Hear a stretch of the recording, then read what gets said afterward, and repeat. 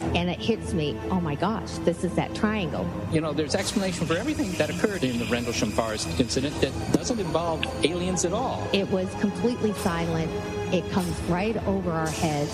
He saw a classic flying saucer really standing in the clearing. He turned over to my father and held his hand, and he looked in his eyes and he said, "We're not alone."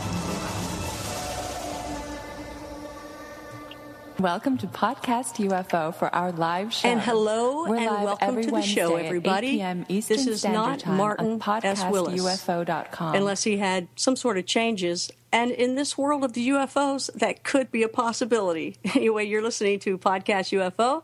I am Connie Willis, your host tonight. I'm filling in for Martin. He fell off a ladder, believe it or not, and he's got a concussion. So, and he's supposed to be staying in the dark and resting, even though he hasn't done too much of that. But he did give me a call because Willises help other Willises, and here I am for you tonight. If you are not sure who I am, you've heard me on Coast to Coast Radio, as well as my new show, Blue Rock Talk. You can go to bluerocktalk.com. It's Earth's most interesting conversations with Connie Willis. Yay! Listen to the crowd roar.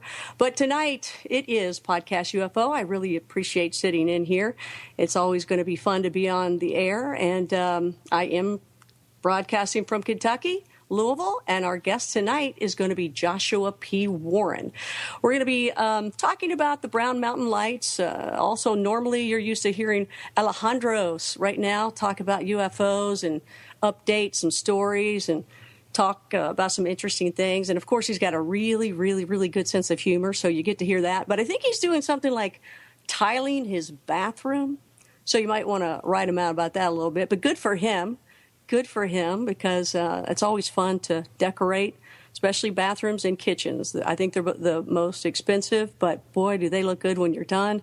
And it's just so rewarding. So have fun out there, Alejandro. I'm sure you're listening, or at least I hope you are. Martin wants to thank all of you listeners as well who support the show. And if you can't support the show, he will still appreciate that you can, listen to a show for free live every Wednesday evening. That is 8 to 10 p.m. That's Eastern Daylight Savings Time.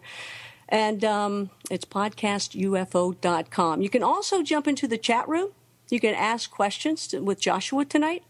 We're also live on PSN Radio. And don't forget that the full show as a podcast on Dark Matter Digital Network, that's every Thursday at 10.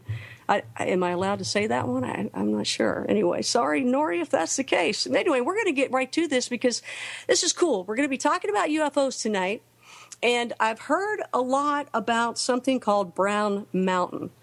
And I don't know much about it. I haven't looked into it because what I like to do is I like to ask the people that have been there. I don't really necessarily like to Google it or read books on it unless I know who it is that I'm Googling or reading the books on, because normally what I like to do is check it out for myself.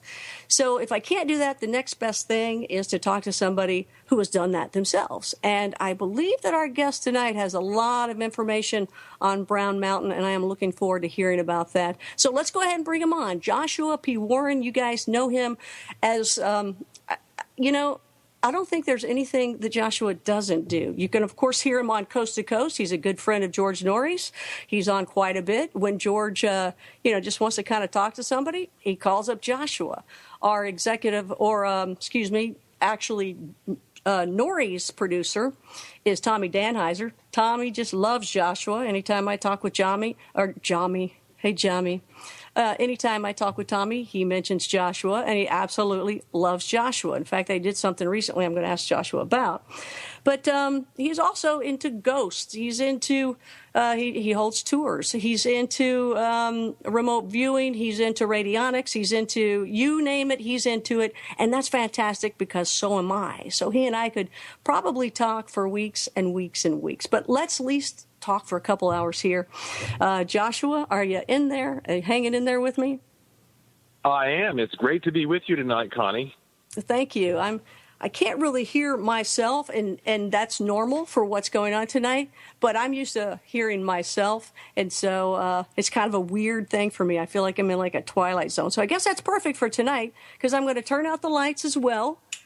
and I'm going to start talking some really cool things with you, Joshua. Is there anything that you want to talk about that's brand new happening that you've got going on before we get into Brown Mountain? Because I know you always have some new ideas, some new products, some new thing going on. You just are that way, and, good for you.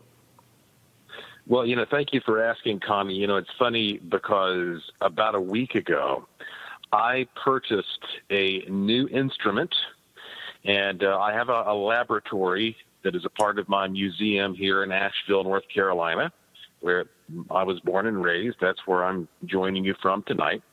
And this instrument is very, very sensitive, and I, however, am modifying it, and I am going to create what may be an instrument that's too sensitive. We may just pick up nothing but background universal noise. And so I don't want to say what it is until I'm finished completing the work on this. But over the next 6 weeks, I'm going to be taking this thing to paranormally active hotspots. And I will give you a little hint, though. It not only allows us to pick up energy, it also allows us to possibly interpret language and melodies. So it's something that's never been used in paranormal research, to my knowledge. And so I came here. I spend a good deal of my time in the Bermuda Triangle. I have a condo in Puerto Rico where I operate the Bermuda Triangle Research Base, but here in the mountains of western North Carolina, we have so much paranormal activity. I'm really looking forward to instituting this device. And I guess that's a bit of a tease, but soon, hopefully, if things go well, fingers crossed, I'll have some pretty sensational new results soon. It's totally a tease. Is this like, can you give us the name or anything, a price or what? Give us something. Come on. An exclusive. Let's go. No. The thing is, when I work on these projects, I am my own worst critic and skeptic because I know it's funny because there are people who look at a person like me and they think, oh, this guy probably believes everything. He's a paranormal guy. But actually, I am my own worst critic and skeptic because I know if I work on one of these projects, especially one that is technically oriented, and I do not use Occam's razor and rule out every conventional explanation before I take it to the public, well, then somebody else is going to, they'll find that flaw. Then I look stupid. And I'm very careful about making sure that I know what I'm talking about before I actually present something. Oh, yeah. And today with the Internet, it's just plastered everywhere. Negative, negative, negative. And it's horribly negative, negative, negative. It's not even just simply, he doesn't know what he's talking about. It's like, they cut your jugular. I mean, it's terrible. People are terrible. The trolls are bad. Okay, so that's nice to know about the nice teaser you got us all excited about, but that's good. We'll look forward to that. Hopefully, I don't know. We'll get the exclusive on that in the future, maybe on one of these other shows too. So, Brown Mountain. That's what I want to know. I've heard about it from other people. I've heard the name. I was excited when Martin called me today, and then he said it was going to be you, and it was Brown Mountain. So, finally, I get to hear about this. But I guess there's one more question I want to ask you beforehand, and that is, just recently there was a big to-do with Coast to Coast at Asheville, and Nori sang. How'd that go? Well, George Nori, of course, loves to take the Coast to Coast AM forum and bring it to various cities live. He's been doing this for years. In fact, the first time I participated was in Boise, Idaho. I'd never been to Boise. It doesn't sound like the most exciting place, but it was actually a really cool town. And yet Nori had never been to Asheville, North Carolina. And so he and Tom had been asking me for years, do you think that there is an audience in Asheville that would, really show up and support such a thing? And I said, oh, heck yeah. I mean, when you get out toward the western part of the country, there are many, many more paranormal events than you have here in the East. And so George set up one of his live events on August the 27th, and it was absolutely packed out. I mean, it was standing room only. I mean, it was truly, it was kind of insane. It was a packed house. And George had a live band there. He is the ultimate crooner. I don't know if you know this or not, but he actually gets ladies' undergarments tossed in his direction from time to time. No, I didn't know that, and I'm sorry now that I do. I cannot unsee that. No. True story. Oh God. But in the meantime, yeah, I was honored to be one of the guests on stage. It's kind of like setting up the Johnny Carson Tonight Show on stage with George, and they have a nice big screen there and a multimedia capability to show videos and supporting images. And so I was one of the guests, as well as Dr. William Forstchen, who's a great friend of mine who talks a lot about the EMP threat, and Micah Hanks, the ufologist, who happens to also be a cousin of mine. No. It was kind of like a family affair. Yeah, and Micah was the head of the band and played all the music. So, I mean, it was an absolute blast. You know, I'll tell you, Connie, at the end of this thing, we did a meet and greet, and I stood there at the table along with Micah and Bill, and we had a line of 500 people who came by, and we met every single one. We shook their hands, and there were people who drove to Western North Carolina from Chicago, from Detroit, from Fort Lauderdale. I mean, all over this half of the U.S. for it, and it was a huge success. So people are really, really thrilled that George and the Coast family have finally come out in this direction. So I actually had emailed George, and I said, well, how did the singing go? How did it sound? What happened? How did your singing go? He's a great guy. He's extremely professional. He's extremely cordial, kind, to the point, very much a gentleman. For those of you that don't know him, he's just to the point. He really is. He doesn't give you a bunch of blah, blah, blah. He's right there to it. So I was like, hey, how did the singing go?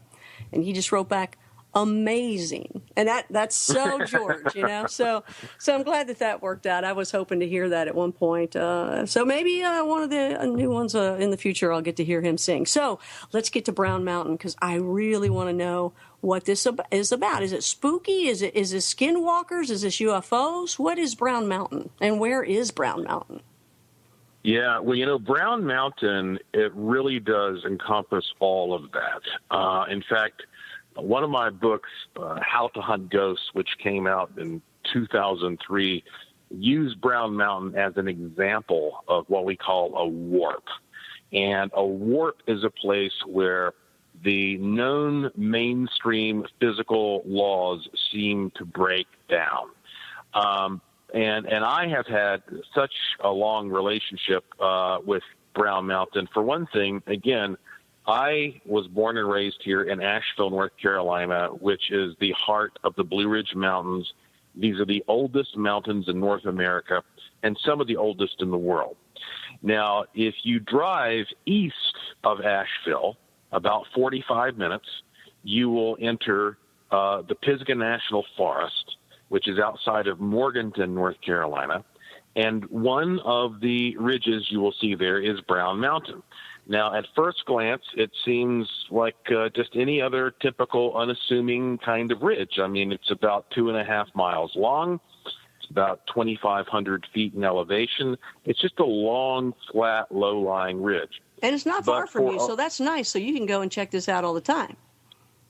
Oh, it was as soon as I got my driver's license when I was 16, I started going there, and I spent 15 years getting permits from the Forest Service to access service roads, getting the keys, and going up there and camping on Brown Mountain, not just with my friends, but also I brought a physicist from the Oak Ridge National Laboratory. Ooh, wow. I brought a forest ranger, an actual bona fide rocket scientist from Ohio State University. I mean, I brought a lot of experts there, and we brought a lot of equipment, and we spent as much time as possible observing the mountain, because ultimately, here's the story.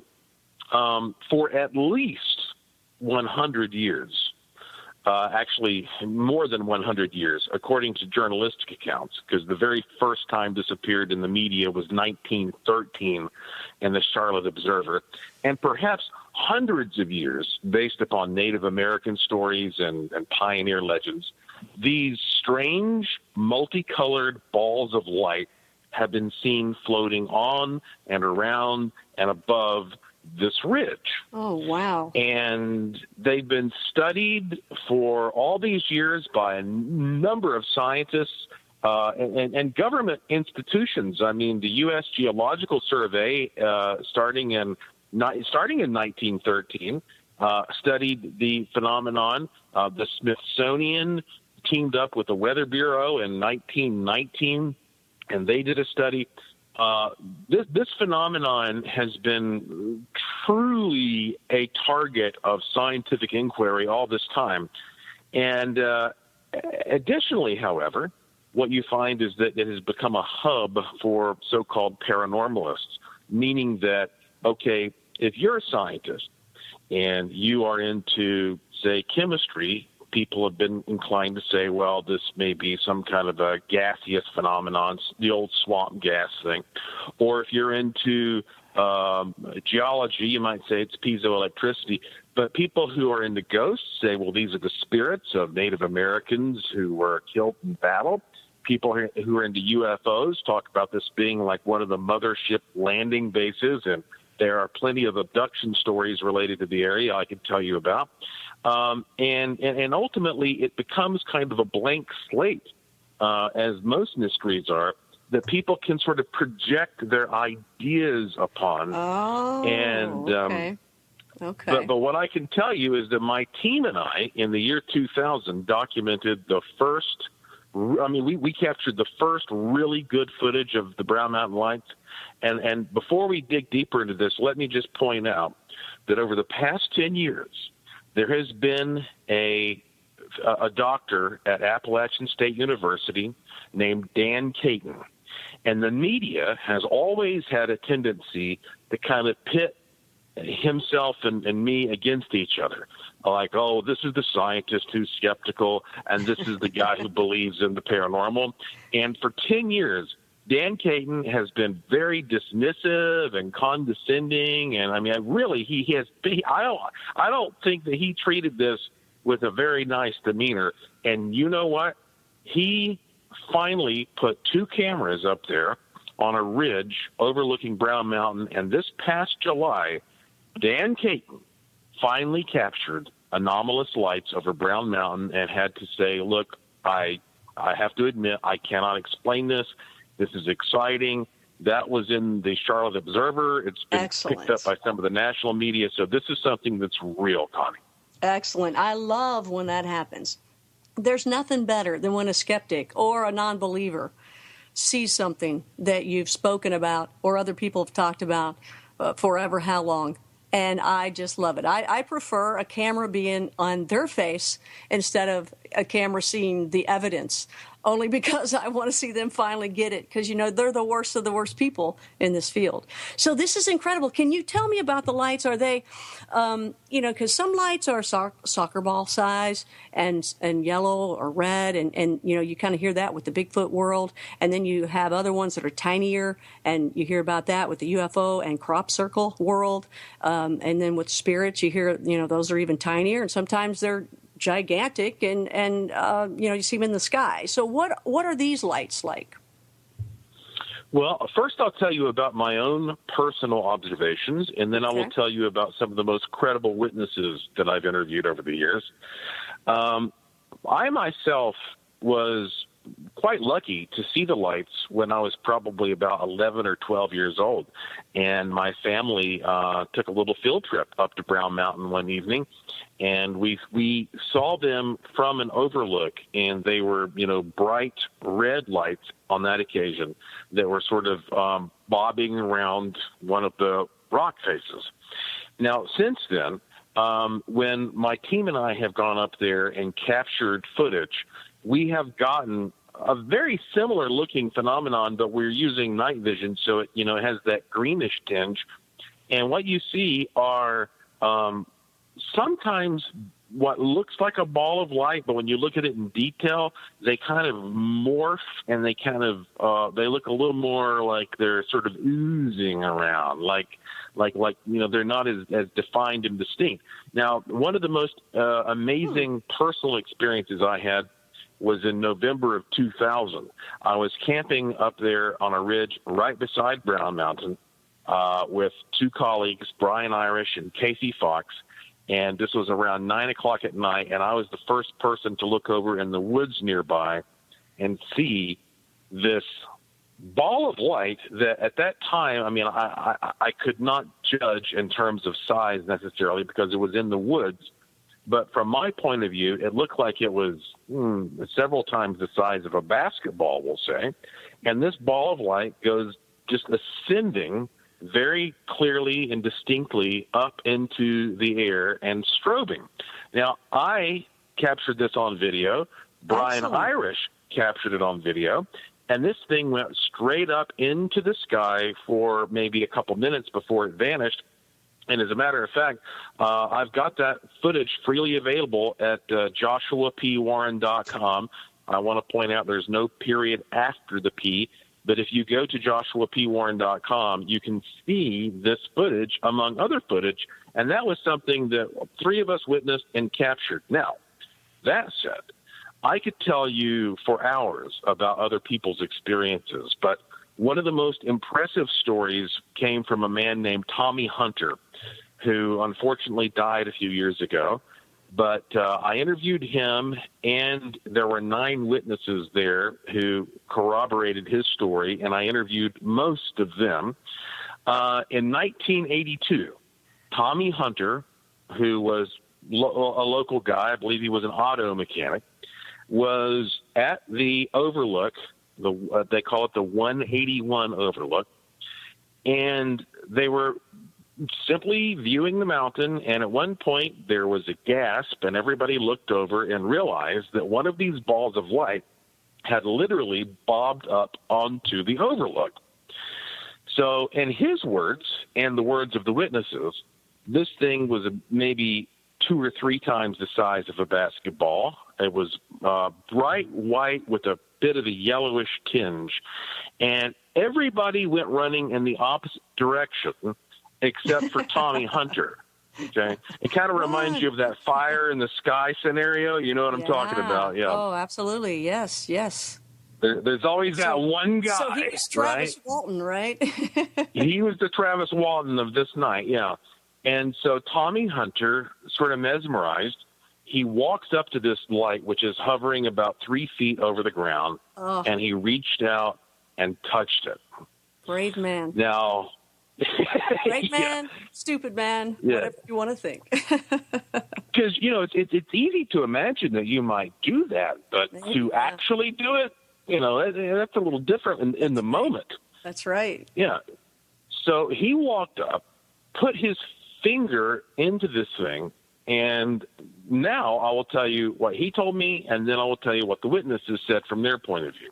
Okay. He said that when he touched it, it shocked him to the point where his teeth rattled, and it knocked him back. Now, the witnesses said that they thought it actually almost knocked him unconscious because they said he looked like he was going to go down, and he stumbled around a bit, and then he regained consciousness. And they said that when he touched it, the light dimmed for a moment, but it did not completely discharge. So it wasn't like he touched it, and you would imagine if this was some kind of familiar electrical phenomenon, when you do that, well, electricity takes the least path of resistance to the ground. You think maybe it would have just gone pop and disappeared. But it just dimmed a little bit. And then he regained his footing, and the light continued to bob around a little bit, and then was joined by a second light, and those 2 lights then sort of slipped over the side of the overlook down into a little canyon there and disappeared off into the woods. Wow. And one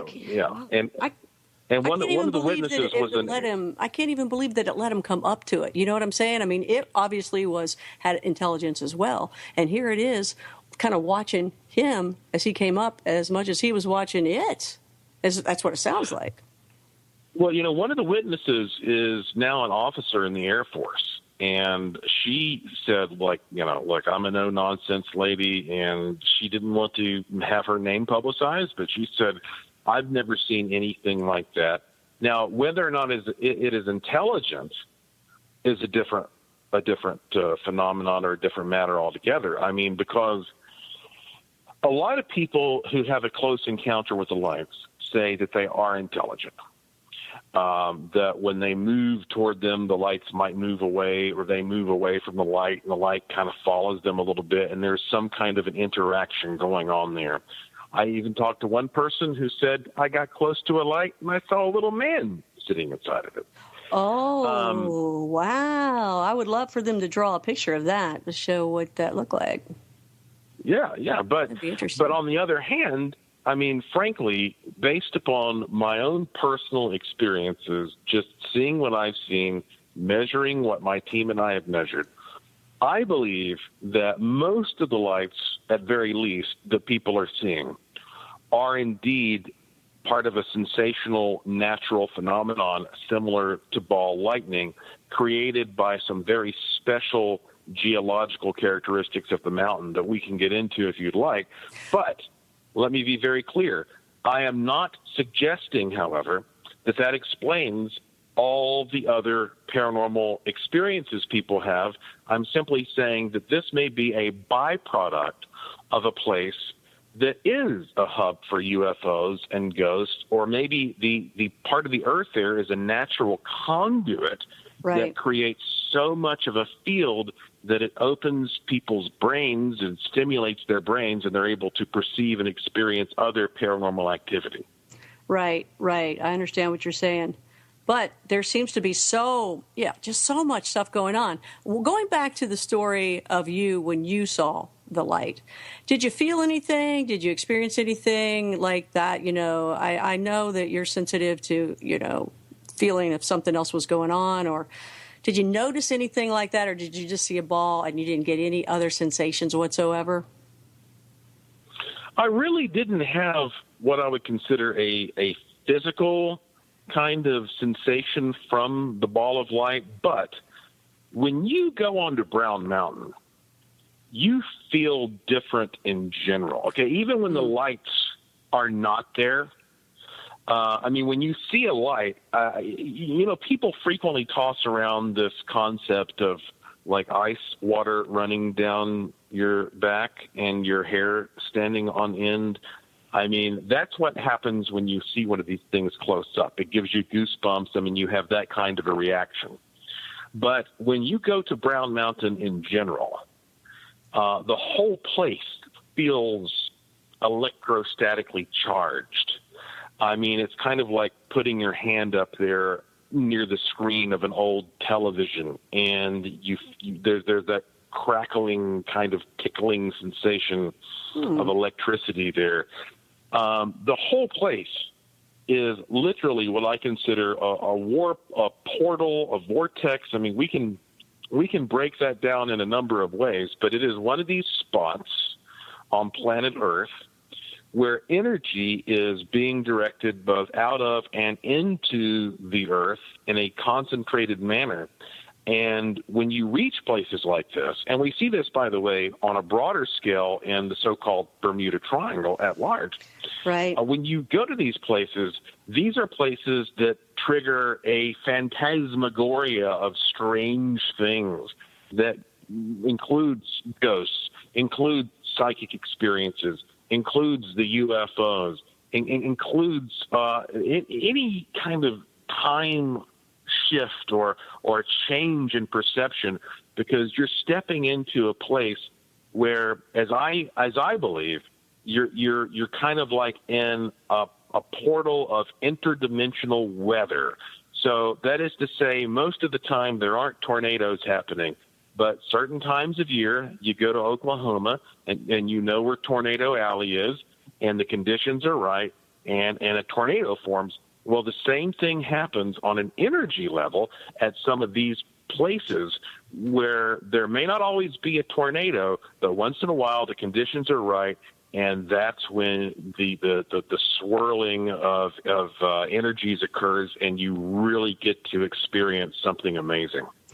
Well, Colm Keller, who was with Knapp and doing all sorts of neat things with Skinwalker Ranch, I had asked him about Skinwalker before and said, is it still happening there? Is there still a lot of energy?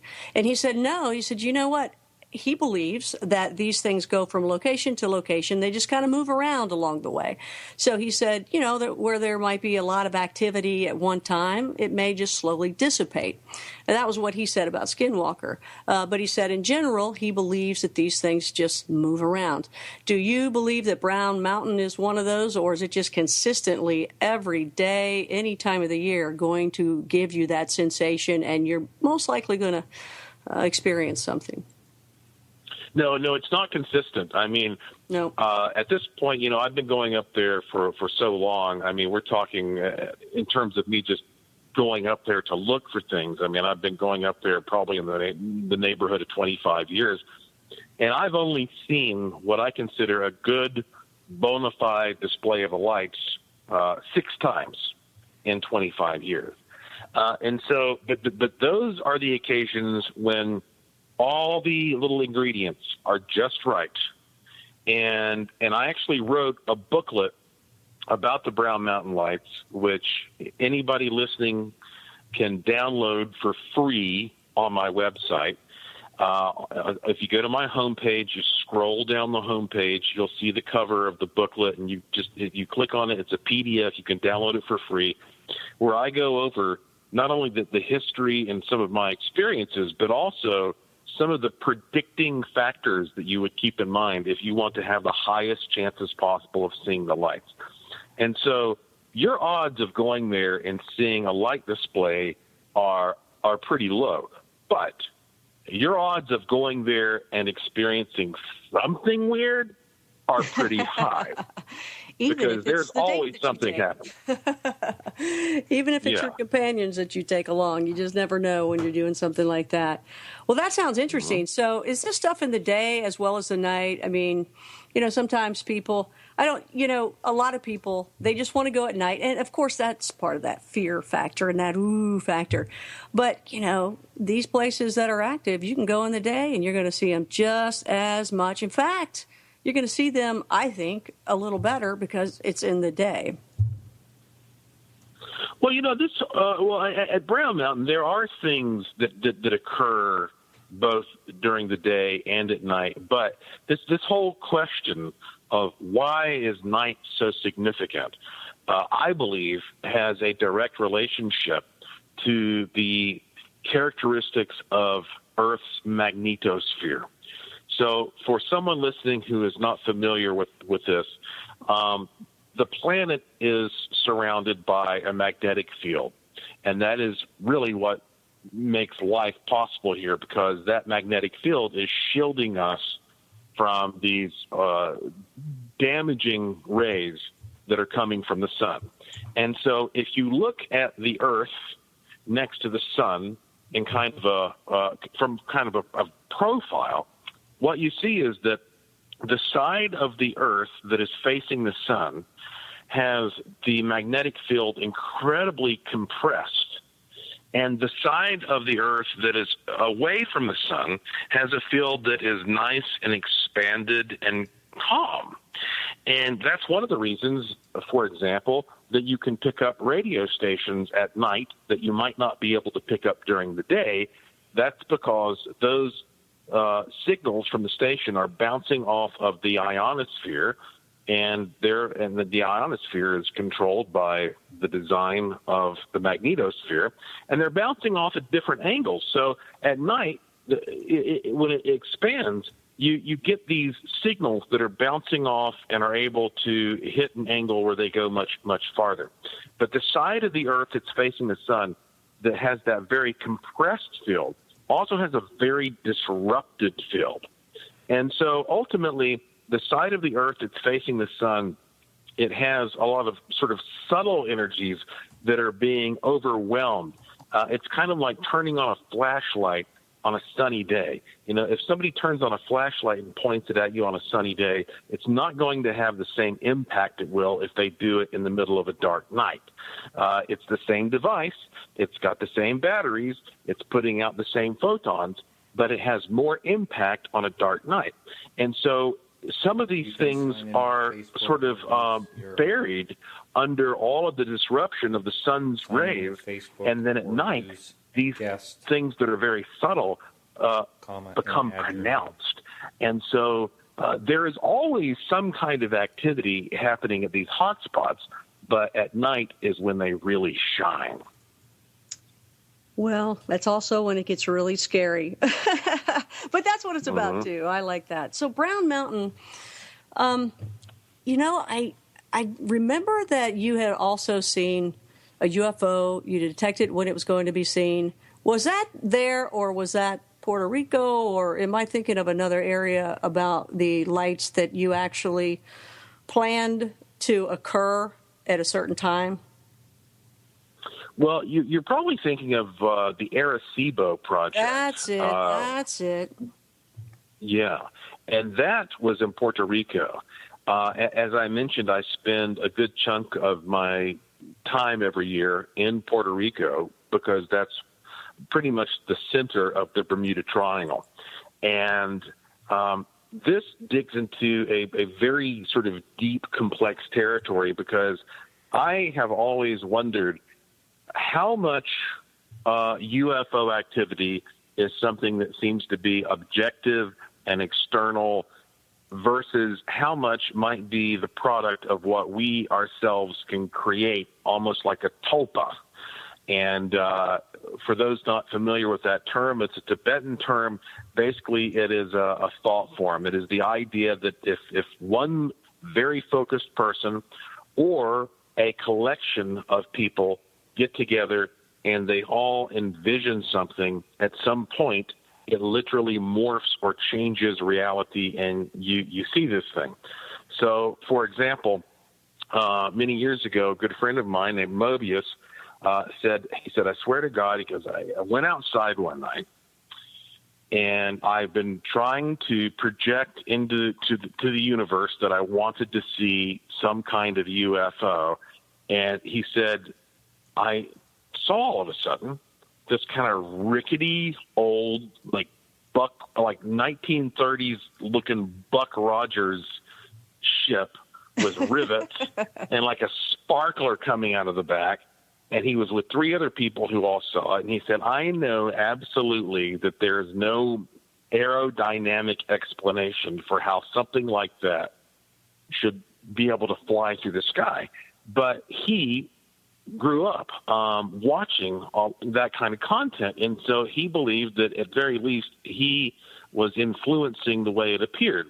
And so we've done a number of experiments over the years where we take large numbers of people and we say, look, we all want to see a UFO at this place, at this time.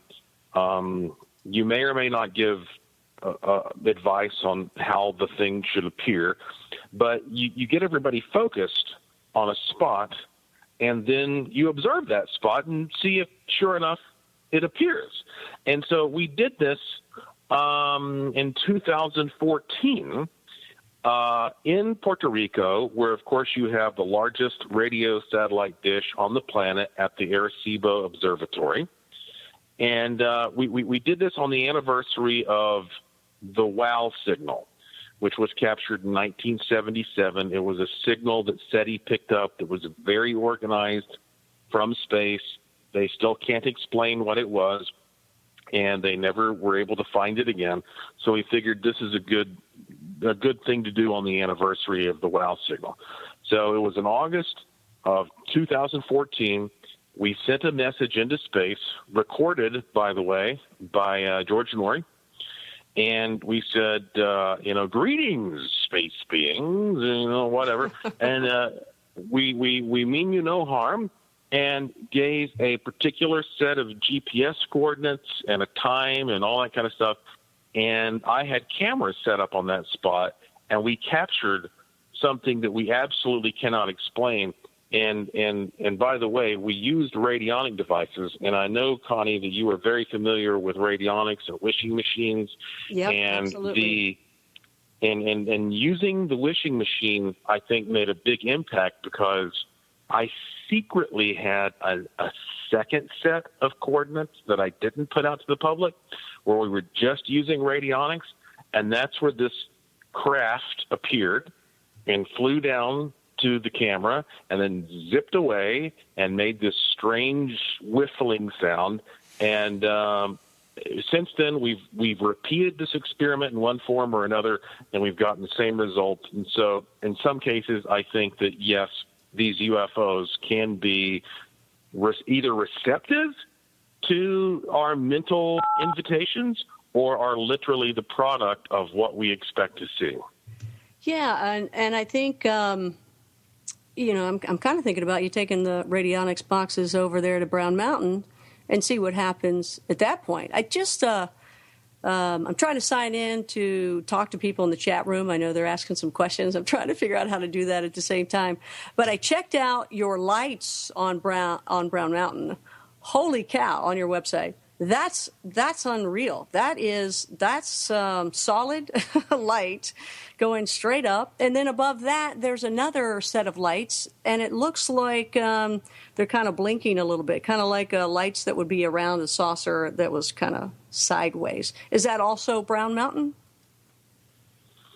Yeah. Well, on my homepage, if you scroll down, I've got a couple clips there, and then there's a whole other site you can look at that has more footage. And all the footage, or I would say 90% of the footage, is stuff that we ourselves captured. And, in fact, the National Geographic Channel sent a crew down to observe our work and do an episode of a TV program about it. The show was called Paranatural. And and it was a really, really good program with a great crew. And they documented us setting everything up. We captured some phenomenal stuff through night vision. Dean Warsing was on the team that night. And the National Geographic Channel took, and of course we agreed to all this, they took the camera, they took the night vision goggles, and they sent them to the Princeton Optics Laboratory. And they had those guys take a look at our footage and the instruments that we used to get their opinion of what we captured and to see if they could explain it. And they said right there, the head of the Princeton Optics Lab said right there on national TV, we have no explanation for this. We cannot explain it. And so it wasn't a big shocker to me when Dr. Caton from Appalachian State University finally, got something in July. And the funny thing, Connie, it's like guys like myself who are these quote unquote paranormal guys, we're out there for years capturing weird stuff. And people say, well, maybe there's something to. But when finally a doctor at a university, captures it, well, now it's real. At that point. And now they'll probably give grants and donors, and they'll be able to do the research that should have been done this whole time. So I'm happy for that. But it also is a great illustration of how that people who are involved in paranormal investigation are often sort of dismissed out of hand when the sad part is there probably have been so many people over the years who could have come forth to talk about seeing the Brown Mountain Lights or some other strange thing, but have not done so because they fear ridicule. And we need to change to the best we can that attitude so that the educational institutions are cooperating with their communities and taking witnesses more seriously. I know it. There comes a time that you got to trust your neighbor. I mean, everybody is at a point where they don't believe anybody, at any time. And then there's always people that want to believe someone because they have some sort of status, and they can lie just as much as anybody else. So, I understand why, the scientist did that or the doctor said this or whatever. But, what about your best friend that just saw something and they're white as a ghost and they're acting like they've never acted before because they just saw something? I've seen people dismiss that. And it's like, no, why are you not listening to your best buddy over here? That happens all the way through. A lot of it, people just don't want to admit to it. They don't want to live in that world. And I also think, too, Joshua, I mean, this is just me. I was thinking about it recently that, it's those of us that experience it in the first place in some way, maybe growing up as a kid where we didn't even know it. Maybe we were around something like myself, grew up in a haunted house. And, you just think that's the way life is. That's all you know. So you think everybody else is going through that. And later in life, you realize, no, you're very different. However, it does make you sensitive and also very much wanting to search out strange things because they've been around you all the time. You don't even think it's anything different. You think everybody should think that way.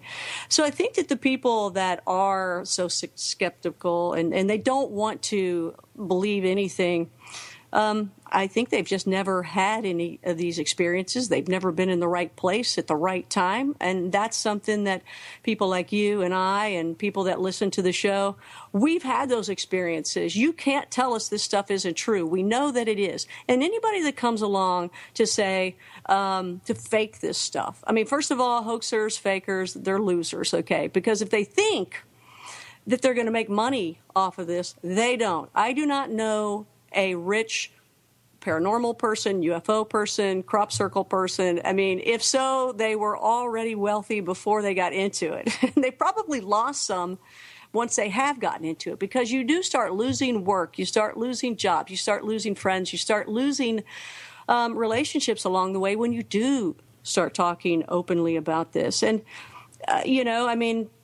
some people might accept lights in the sky and they might accept some of the things happening on Brown Mountain. They might accept your lights, but they might not accept that, maybe there's a dog man in those mountains as well. They might not accept that there's an underground alien base there. So it's definitely conversations that we all could have over, some margaritas or a nice bottle of wine or whatever you like. But it just gets aggravating because to me, I don't want to talk about 101 paranormal. I don't want to talk about is it true or not. I want to get in there and ask about the details and see what they are because I already know that this stuff is real. And sometimes people think they see something. As you know, when people look at pictures all the time, a lot of people see orbs and it's just a bug or dust. That happens a lot. And that's okay, as long as people can get trained on that and really learn because it gets kind of old once in a while when people keep sending you pictures and it's like, it's another piece of dust. Turn the air conditioner off. It's like recently I was at Waverly Hills Sanatorium and they have these security cameras. They're absolutely unbelievable. And you know of Waverly, correct? I do, yeah. Okay. They showed some footage from years back, and I don't even know. I think they could probably get footage all the time, but it just happened to be one that they had in their phone when they were showing me. And this stuff was it looked like maybe air conditioning was blowing something. However, the air conditioning wasn't on. There was no wind outside because that building is totally wide open, right? So that was part of the healing of these people is to keep it wide open and everybody get fresh air to hopefully heal TB. But as this stuff, the camera's on this one area and something is just like tons and tons of these like little tiny, almost like little fairies, almost like little tiny little what was the little fairy in Peter Pan? Tinkerbells. Little Tinkerbells, just all over, just flying through individually and just going to the left, going to the right, all going the same way. And you would think at first this is wind. But then it continues on. Then it takes different directions as it had intelligence of some sort.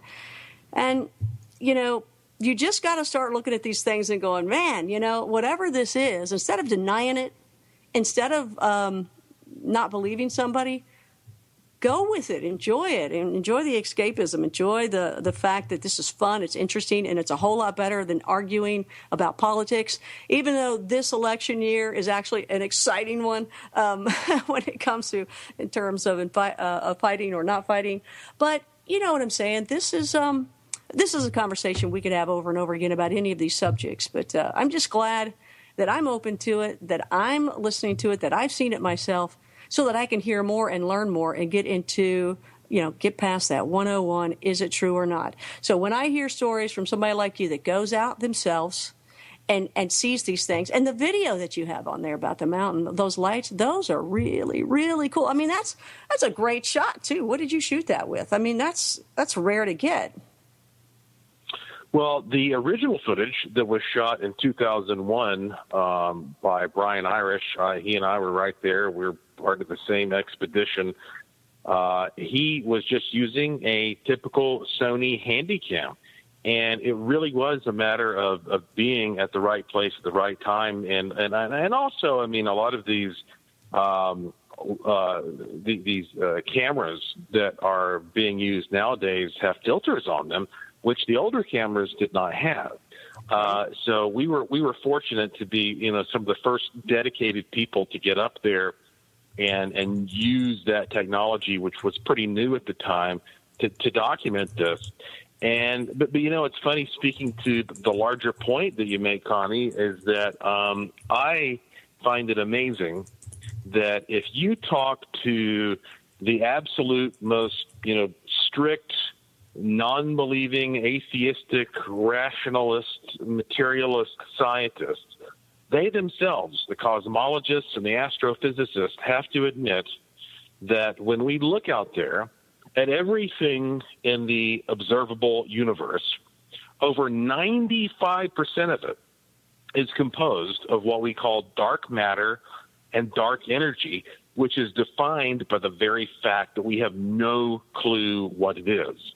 So if scientifically we cannot say that we know,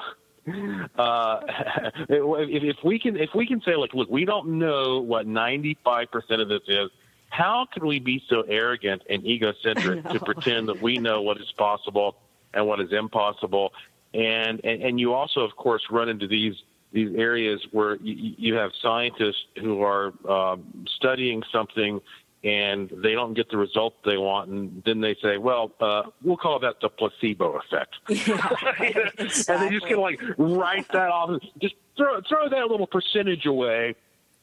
We got a real result, but we can't explain it. Placebo. So, I mean, it's incredible to me that so many people out there are inclined to trust in these systems that have done a very good job of explaining a lot of activity in the world. But I am a pro-science guy, and I can tell you right now, scientifically, I cannot prove to you what I dreamed last night when I went to sleep. I'm a very vivid dreamer, and I had this experience. I can't prove to you what it was.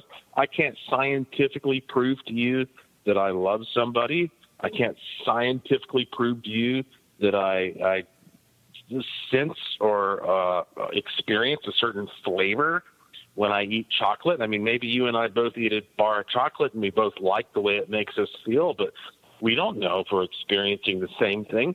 I mean, you have to be realistic about the boundaries of what science can do, and you also have to understand that ultimately everything is filtered through the human nervous system. So if you take some kind of we'll say a scientific instrument, a tool, well, that instrument was designed by a human, created by a human, calibrated by a human, used by a human, interpreted by a human. You can't take the human being out of the equation.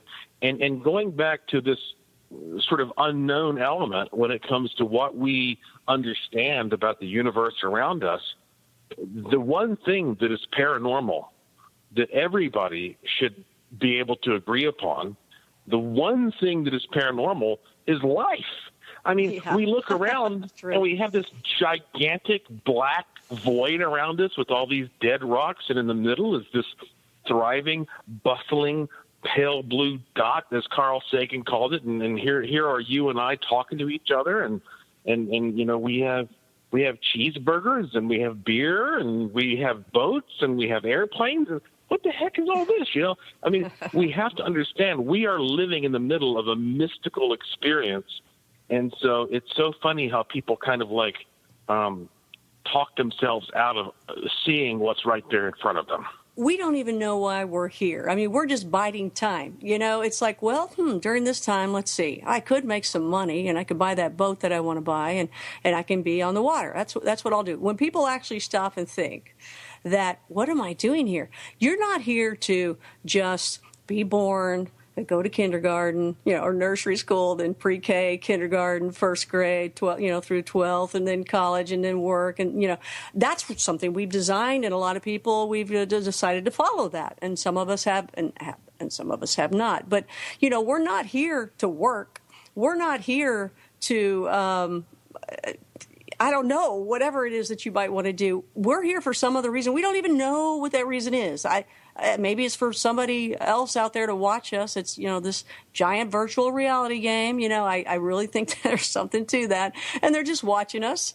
And it's fun. You know, we are the sea monkeys. You know, who knows? We don't even know that, much less what's... and then what we do know on this planet, we don't even know half of the stuff that's in the waters. We don't know half of the stuff. We don't know what's going on in Brown Mountain. We don't know a lot of things, even when it comes to cooking. You know, I went to CIA, Culinary Institute of America. There's still questions ourselves about what happens when we cook. I mean, a lot of scientific stuff actually goes on when you're cooking, especially baking. And they've got a lot of that they know what happens, but it's very scientific. But then there's some things, hey, we don't know. We just like it, especially with remote viewing, if you want to get back into some really cool paranormal stuff. And I hate the word paranormal, too, because it doesn't really, it's not as cool as it should be with all the things that we all love. But even remote viewing, it's like, what happened? How come I can see things? When I remote view, and I'm talking the military-style remote viewing, you know, why is it that my body's here, I'm wide awake, and I can, one of the terms is wink at the sight, or actually bilocate there. Why is that? And you ask these guys that did it every day for decades for the military. They'd say, oh, we don't know. I mean, we can guess, but we really don't know. We just know it works, so we move forward. It's like NLP, if you're familiar with neuro-linguistic programming. NLP is the same way. A lot of these guys, they say, you know, I can, in 30 minutes, let's say that you've been in a home where they don't think that you can live out independently, and you've been there since you were a kid, and, you know, let's say you've been there 20 years, and you're still young, but they still have you in this home. Well, apparently, like, you know, I don't know if it's all cases, but there's stories that have been documented that they can go into these places, and within 30 minutes with neuro-linguistic programming, they can change these people to where they can now live in society. And it's only because, well, they don't know what it is. They don't know what it is. I guess that was my point. They can go in there and they can ask a few questions, and then they can clap their hand at the right time. And next thing you know, these folks are fine. The mental issue that they may have had, or wherever they were stuck, now they're unstuck. And now they can go live a life. And when you ask them, how did that happen? Or when the people scientific, to me, I don't care. I know that it happened, and I'm glad that person can get out of that home. But when you ask scientifically, they say, we don't know. We can theorize. We don't know, but it works, and we're going to keep doing it. And these are things like people with multiple personalities. They are able to, that's one of the clap methods. They are able to talk to all of the personalities at once, clap their hand. It brings them all together as one personality. And, you know, you can read about that if you look into NLP. A lot of people look into NLP now, and all they see is these ads and commercial books about, you know, use NLP for advertising and how to persuade somebody to get what you want, but in the workforce and things like that. But if you go to the original books with Bandler, and the very first one I think was called frogs into princess or princess into frogs. Weird name, probably very hard to get, but I actually got one, and it is amazing. But a lot of times they're like, well, we don't know how it happens. We're just knowing that it happens. It's just like the radionics. I mean, you have some ideas and theories, but it's still like, I don't know how it happened. It happened. You get people's wishes to occur, or Dr. Mulder, and that's pretty darn cool. I love this kind of stuff. I don't care about all the answers all the time. I just want to experience it, feel it, see it, and, find people like you that says, oh, I got this place, Brown Mountain. I got this hot spot over here, and say, let's go, and just have a good time and enjoy it, try to figure it out, because it all connects in some way, for sure. And it's exciting to me. Oh, by the way, people are asking about, on your website, it is, folks, it's Joshua P. Warren. Like you said before, there's no period after the P. It's joshuapwarren.com. And if you go there to the home, that's where, and scroll down, that's where you're going to see the Brown Mountain Lights. And that's where you're going to see those videos. And then you're also going to see a book that he wrote on this, a viewing guide on the Brown Mountain Lights. And I tell you what, I think somebody could look at your websites for days, Joshua, because you have so many things that you're into. You have so many books. You shoot video. You're on TV. You're doing. You're listening to Nori sing. And did you throw some underwear at him or anything like that? I mean, please say no. Don't tell anybody, but it was me. Yeah, I was the underwear thrower. Nori, I'm going to talk to him. I'm going to tell him I knew it. Okay. No, but thank you for saying all those things, because the funny thing is I'm a fan of the quote by Charles Fort, and he said you can measure a circle beginning anywhere. And what I discovered is that if you get involved in this field that people call paranormal, and I agree with you, by the way, Connie, that term is maybe not the most appropriate, because what's paranormal depends on what's normal, and who decides that anymore, right? But nonetheless, when you get into this so-called paranormal field, it doesn't matter if you come into it by way of ghosts, or like I did, or cryptids, or ESP, or UFOs. It doesn't matter. If you stick with this field long enough, you will eventually see that all of these things connect to each other. They do. And there are some people in the UFO field who hate that idea, because I have talked to some people in ufology who say, oh my God, do not group us in with these wacko ghost people and Bigfoot people and psychics and all that. And they say this is more of like a nuts and bolts phenomenon, and that's the last thing they want to hear. But let me explain. That's right. And before you explain, I just want people to know that the next hour we are going to be talking about something that Joshua has found. I'm just going to say debris, okay? That's all I'm going to say. I'm just going to tease you. That's coming up for you in this next coming hour. We're going to talk about what Joshua found, and the key word is debris. Okay, so you are listening to Podcast UFO. Hi, everybody. This is Connie Willis in for Martin S. Willis. We Willises stick together here. He will be back next week, but right now I just want to say thanks for listening. And if you like to listen to the full show and archives, all you have to do is subscribe for $2 a month, and that's at podcastufo.com. Martin will be back next week. He's going to have guest Greg Bishop. That's going to be a great show. And remember as well, $2 a month. That's it. Now listen, that's really cheap, and he has great stuff for you. I'm at bluerocktalk.com. I've got shows for you. This is brand new. It's a brand new show.